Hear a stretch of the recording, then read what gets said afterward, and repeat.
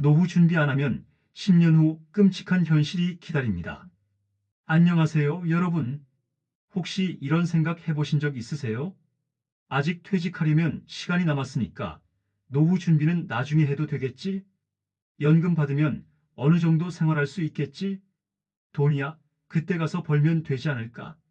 이렇게 생각하시는 분들이 정말 많아요.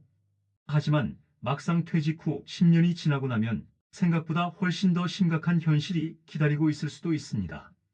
오늘은 노후 준비를 하지 않으면 어떤 끔찍한 상황이 펼쳐지는지, 그리고 지금부터라도 준비할 수 있는 현실적인 방법들을 이야기해 볼게요.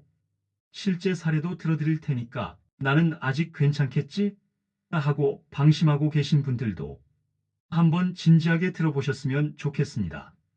그리고 영상이 끝난 후 도움이 되셨다면 구독, 좋아요, 알림 설정 꼭 부탁드립니다.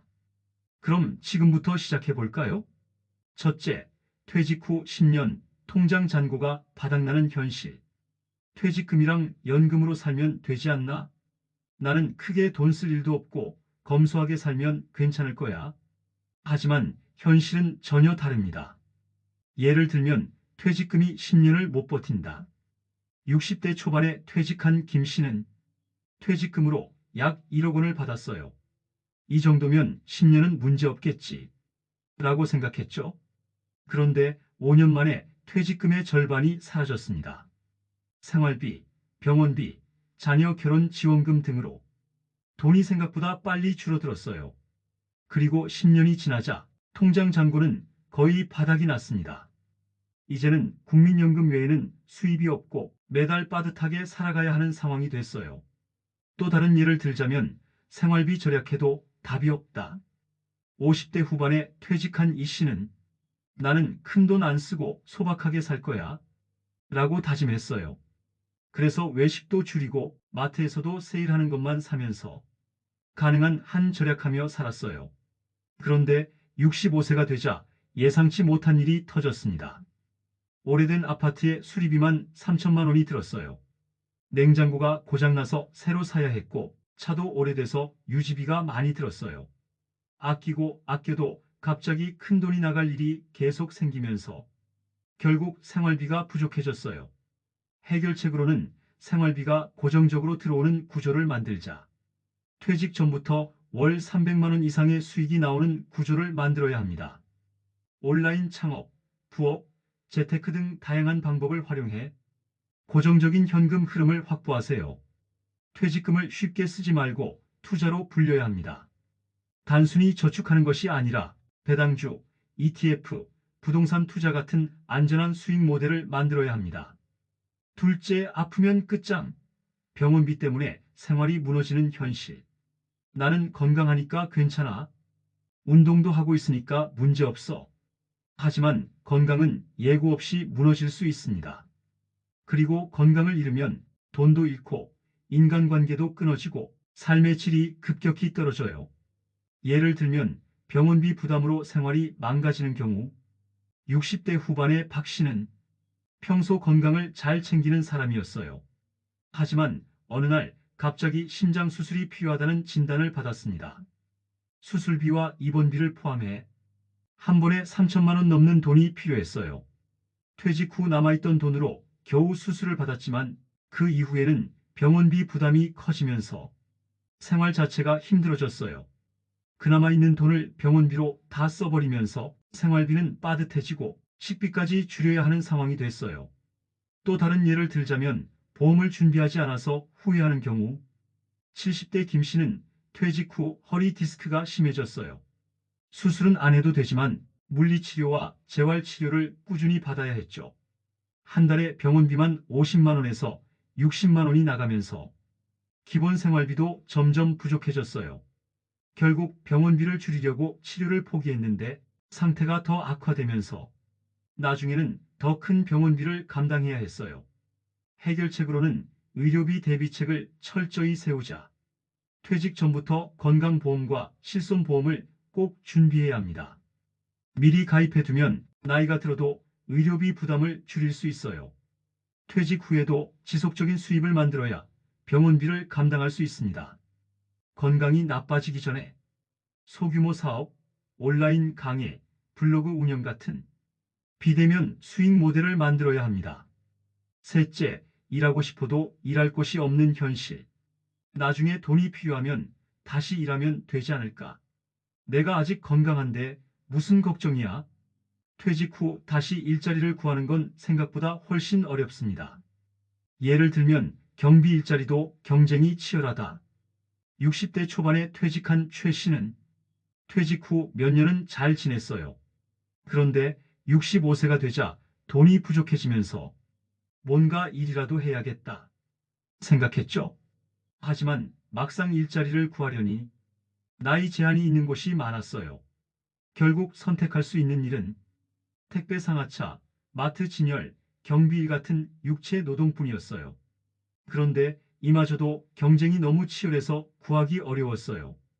또 다른 예를 들자면 사무직 경력도 나이 앞에서는 무용지물. 70대 김 씨는 평생 사무직에서 일했어요. 퇴직 후 다시 일하려고 했지만 대부분의 회사는 연령이 너무 많다며 기회를 주지 않았어요. 결국 생활비가 부족해 정부 지원금을 받으며 간신히 버티는 상황이 됐어요. 해결책으로는 퇴직 전부터 비대면 일자리를 준비하자.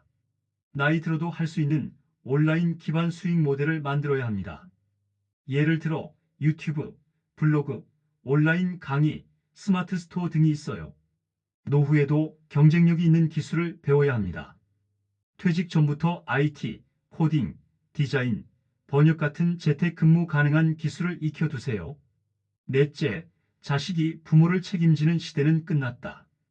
우리 애들이 있는데 설마 내가 굶겠어? 자식들이 부모한테 신경 써주는 건 당연한 거 아닌가? 많은 부모님들이 내가 키웠으니까 자식이 나를 책임질 거야 라고 생각하세요. 하지만 지금은 자식들도 경제적으로 너무 힘든 시대입니다. 예를 들면 자식도 버티기 힘든 현실. 60대 김 씨는 퇴직 후 자식들이 용돈을 주면서 생활할 줄 알았어요. 하지만 아들이 결혼하더니 육아비, 대출, 생활비에 허덕이느라 부모님을 도울 여유가 없었습니다. 딸도 맞벌이를 하면서 아이를 키우느라 한 달에 한 번 전화하는 것도 힘들었죠. 김 씨는 난 자식이 있는데 왜 이렇게 외롭고 힘들지? 라며 우울감에 빠졌어요. 또 다른 예를 들자면 자식과 갈등이 생기는 경우 70대 최 씨는 자식들에게 엄마 생활비 좀 보태라 고했어요. 하지만 자식들은 우리도 힘들어요 라며 부담스러워했죠. 이후 부모와 자식 간의 사이가 점점 멀어졌고 나중에는 명절에도 얼굴 보기 어려운 사이가 되었습니다. 해결책으로는 자식 의존도를 줄이고 경제적 독립을 준비하자. 퇴직 전부터 노후 생활비를 스스로 마련해야 합니다. 연금만으로 부족할 수 있으니 투자나 부업으로 추가적인 수익 구조를 만들어야 합니다. 자식과 돈 문제로 갈등을 피하려면 미리 대비해야 합니다. 자식이 부모를 도와주는 시대는 끝났어요. 혼자서도 충분히 살 수 있도록 준비하는 게 필수입니다. 다섯째, 인간관계를 유지하지 않으면 고립된다. 퇴직하면 그냥 조용히 살면 되지. 나는 사람 만나는 거 귀찮아서 안 해. 젊었을 때는 직장 동료, 친구, 가족들과 자연스럽게 어울리지만 퇴직 후에는 노력하지 않으면 인간관계가 점점 끊어집니다. 예를 들면 대화할 사람이 없는 현실. 60대 초반에 퇴직한 이 씨는 퇴직 후에는 혼자 조용히 살고 싶다 라고 생각했어요. 그런데 몇 년이 지나자 하루 종일 대화할 사람이 없어서 우울감이 심해졌어요. 혼자 밥 먹고 혼자 TV 보고 어디 나갈 일도 없이 하루하루가 무료해졌죠. 또 다른 예를 들자면 친구들과 멀어지는 경우 70대 박 씨는 오랜만에 친구들에게 연락했지만 이미 다들 각자의 삶이 바빠져서 자주 못 만나게 됐어요. 나는 친구가 많았는데 왜 이렇게 외로워졌지? 라며 혼자 있는 시간이 점점 많아졌습니다. 해결책으로는 적극적으로 인간관계를 유지하고 새로운 모임을 만들어라. 퇴직 후에도 동호회, 봉사활동, 친구 모임을 유지해야 합니다. 사람들과 지속적으로 만나야 외롭지 않은 노후를 보낼 수 있어요. 혼자 있는 시간을 즐길 수 있는 취미를 만들어야 합니다. 책 읽기, 그림 그리기, 여행, 요리 등 혼자서도 행복할 수 있는 습관을 가지는 게 중요해요. 여섯째, 집이 있어도 생활비가 부족하면 힘들어진다. 나는 집이 있으니까 괜찮아. 최소한 거주할 곳은 있으니까 큰 문제 없겠지. 집이 있는 게 물론 중요하지만 생활비가 없으면 결국 집도 부담이 될 수 있습니다.